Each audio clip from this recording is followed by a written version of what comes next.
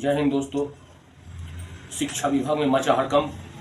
बिहार के शिक्षा क्षेत्र में जो समाचार आ रहे हैं वो पूरे भारत में एक हलचल और हड़कंप मचा गया है।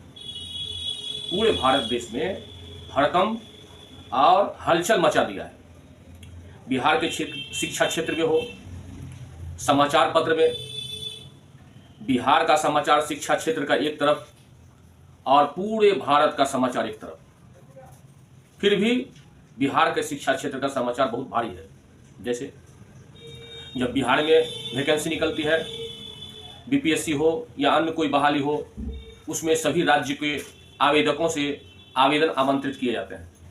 बेरोजगारों की इतनी भरमार है, बेरोजगारों की इतनी तादाद है कि सब लोग सब राज्य से बिहार राज्य में शिक्षा विभाग में अप्लाई करते हैं और इसीलिए हड़कंप मचा दिया है। नौकरी हो जाने के बाद, बिहार में नौकरी हो जाने के बाद, या बीपीएससी में हो या अन्य किसी नौकरी में हो, या नौकरी ज्वाइनिंग हो जाने के बाद, इतना मेहनत मुशक्कत के साथ अप्लाई करने पर, इंटरव्यू देने पर और जब हो जाता है तो उन शिक्षकों को फिर सर्टिफिकेट जांच पड़ताल में हो या अन्य कोई जांच पड़ताल में हो, उसे सेवा से वंचित होना पड़ता है।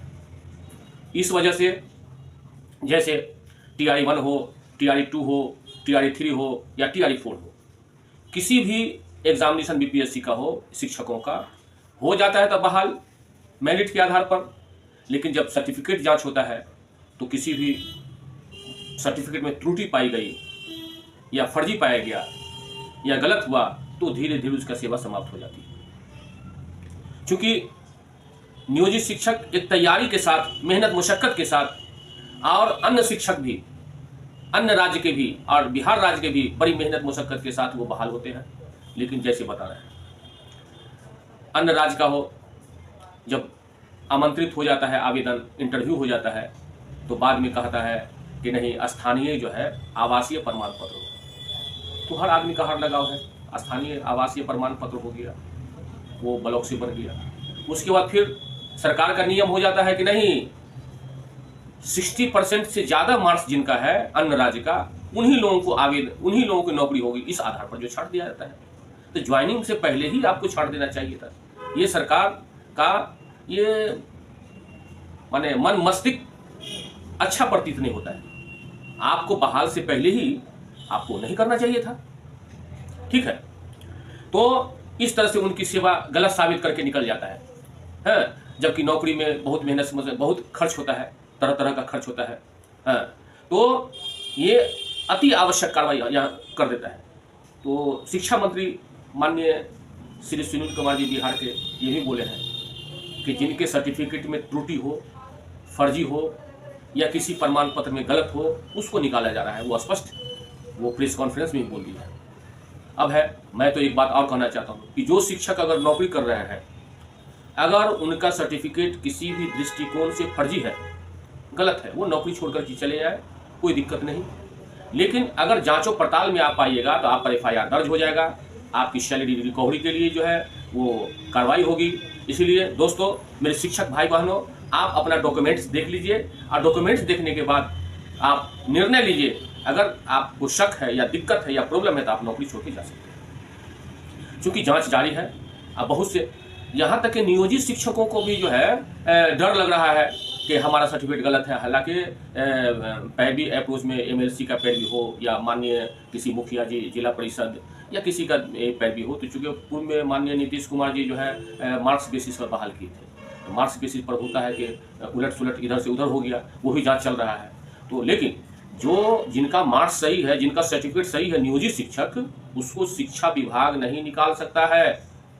ये नियोजित शिक्षकों एकदम गांठ बांध के रख लीजिए, आप बहुत महाशक्तिशाली है।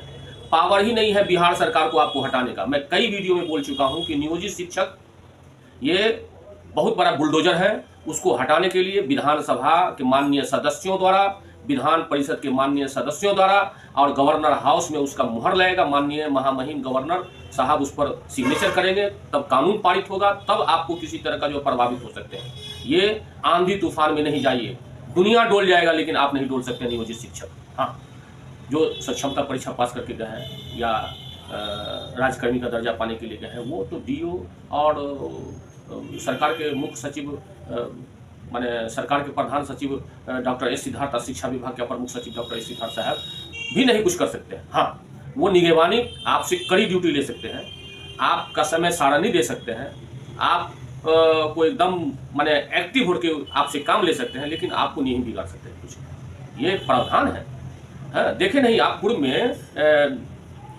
पूर्व में अपर मुख्य सचिव श्री के पाठक जी जो डिक्टेटरशिप करते थे, एकदम जिस तरह से स्कूल में जाते थे लगता था कि जो है फूल माला का स्वागत हो रहा है, लेकिन नियोजित शिक्षकों को वो बिगाड़ नहीं सका। चूंकि 5 IAS मिल करके और कानून पारित कर दिए कि जो सक्षमता परीक्षा 3 बार में पास नहीं करेंगे उनकी नौकरी सेवा समाप्त हो जाएगी।